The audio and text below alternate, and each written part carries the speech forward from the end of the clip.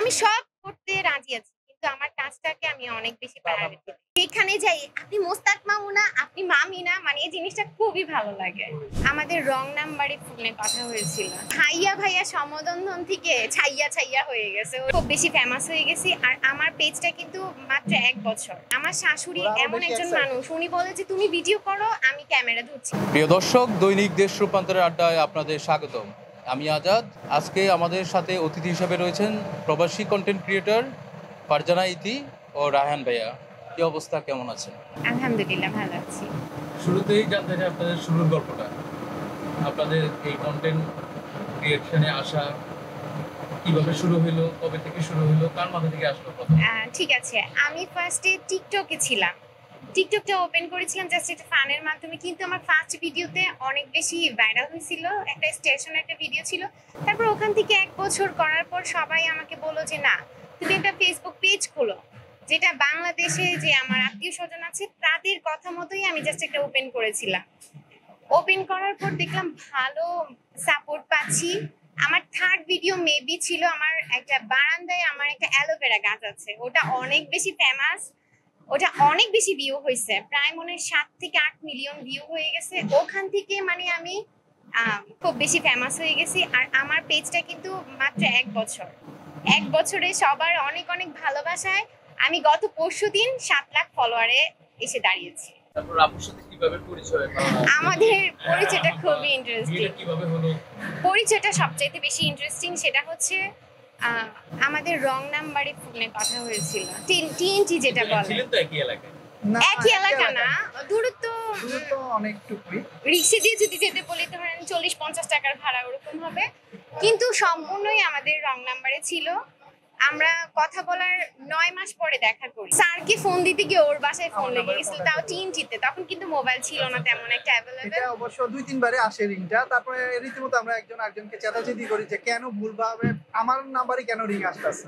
তারপর নেক্সটে কিভাবে কি হলো নিজেও জানি না। মানে ওই যে ভাইয়া ভাইয়া সমদন্ধন থেকে ছাইয়া ছাইয়া হয়ে গেছে ওই বিষয়টা।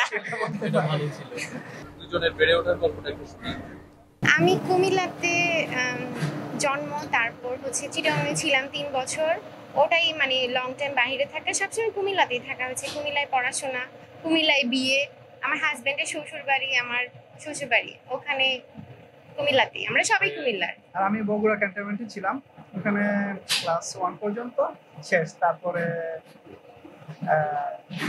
কুমিল্লায় তারপরে সবকিছুই একদম স্টাডি লাইফটাই মানে বাইরে যাওয়ার আগ পর্যন্ত। আপনাদের পপুলার কন্টেন্ট কোনটা? আমাদের খুব বেশি পপুলার কন্টেন্ট হচ্ছে মোস্তাক মামু আর মমতাজ মামি। আমরা ওই রোলটা খুব ভালো করি, আর সবাই আমাদেরকে মামা মামি নামে খুব ভালো চিনে। এরপর তো আমরা খুব এনজয় করি। খুব এনজয় করি। যেখানে যাই আপনি মোস্তাক মামু না, আপনি মামি না, মানে এই জিনিসটা খুবই ভালো লাগে। মানে ওই কন্টেন্টের মধ্যে সবাই একদম ডুবে গেছে। আসলে তো অনেক স্ট্রাগল করতে হয়, তো কিভাবে সময় পাচ্ছেন? আমি বলবো যে চেষ্টা থাকলে উপায় হয়, এটাই হচ্ছে সবচেয়ে কথা, বড় কথা। আর আমি না যে জিনিসটা যে টার্গেট করি যে আমি এটা করব, এটা আমি করতে চাই, ওটা আমি করেই ছাড়ি।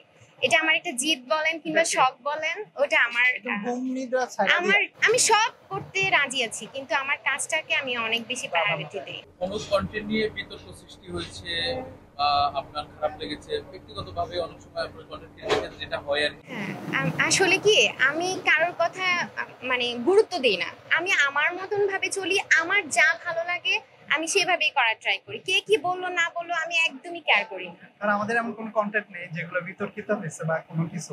আমরা আমাদের মতো কথা সবাই হ্যাঁ, এত তবে ভালোবাসে। ব্যাড কমেন্ট প্রচুর আসে। ব্যাড কমেন্ট আমি বলবো যে দুনিয়াতে এমন কোনো পার্সন হবে না যে তার কোনো ব্যাড কমেন্ট আসবে না।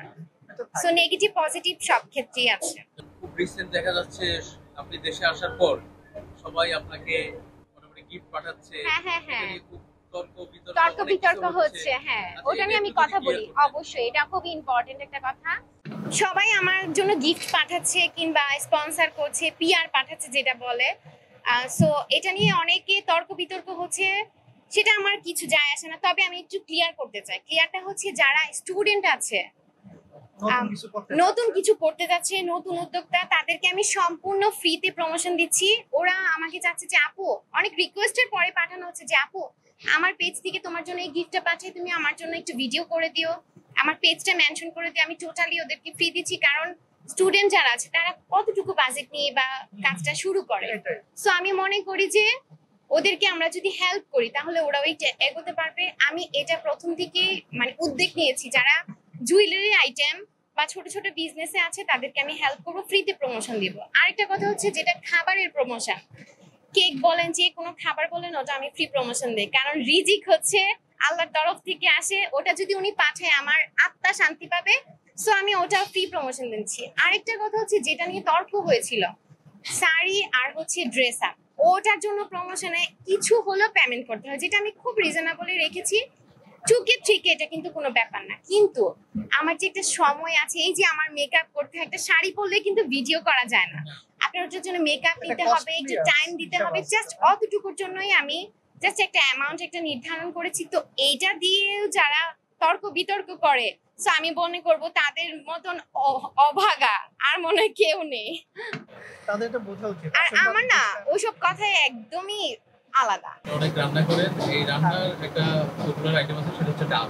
অনেক বেশি ফেমাস, অনেক বেশি। এটার রহস্য একটু বলেন। রহস্যটা আমি জানি না, সবাই কেন যেন আমার ডালটা দেখলেই খেতে চায় আর রেসিপি চায়।